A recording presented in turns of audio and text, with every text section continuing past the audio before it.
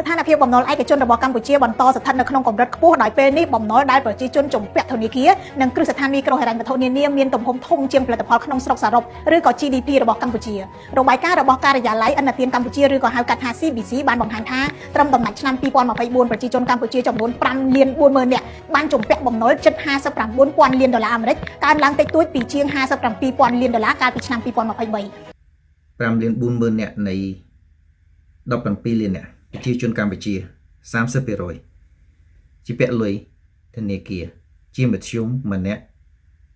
11,700 ដុល្លារតែនេះមានន័យថាម៉េចបងប្អូនអរគ្នាខ្ញុំពិភាក្សារឿងនេះពីជ្រុងមួយនៃគ្រួសារវិញ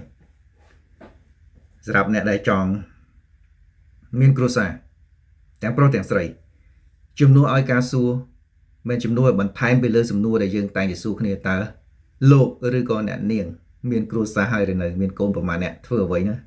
ប្រហែលជាយើងត្រូវសួរសំណួរមួយទៀតតើអ្នកមានជាពាក់ធនាគារដែរឬទេមានខ្ចីលុយធនាគារដែរឬទេហើយបើសិនជាខ្ចីធនាគារប្រមាណជាពាក់ធនាគារប្រមាណ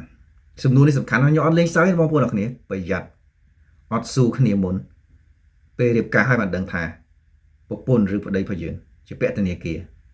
ខ្ទង់10000ខ្ទង់40ដុល្លារនេះជាមធ្យមព្រោះឥឡូវហ្នឹងក្នុងចំណោមមនុស្ស3នាក់មានម្នាក់ឲ្យជាពាក់លុយធនាគារប្រហែលជា11,700ដុល្លារហ្នឹងជាមធ្យមតែមិនដឹងណាគេជាពាក់ខ្ទង់10000ណាគេជាពាក់ខ្ទង់40ណាគេជាពាក់ខ្ទង់លានទេដូច្នេះហើយខ្ញុំបញ្ជាក់ឡើងវិញមុននឹងរៀបការជាមួយនរណាគេម្នាក់ទាំងប្រុសទាំងស្រីបន្ថែមពីលើសំណួរដែលយើងគួរសួរគ្នាថាតើលោកឬក៏អ្នកនាងមានគ្រួសារមានប្រពន្ធហើយឬនៅរៀបការឲ្យចង់បានកូនប្រហែលអ្នកឯហ្នឹងសំណួរមួយទៀតដែលកុំភ្លេចសួរឲ្យសោះតើលោកឬក៏អ្នកនាងមានជាពាក់ធនាគារប្រមាណដែរប្រយ័ត្នស្ដាយក្រោយបើមិនសួរទេស្ដាយក្រោយសម្រាប់បងប្អូនដែលនិយមអានប្រឡំលោកបែបមនោសញ្ចេតនាអាចស្វែងរកជាវរឿងរបួសឥតស្នាមរបស់ខ្ញុំបានតាមរយៈទូរស័ព្ទលេខ096 268 55 57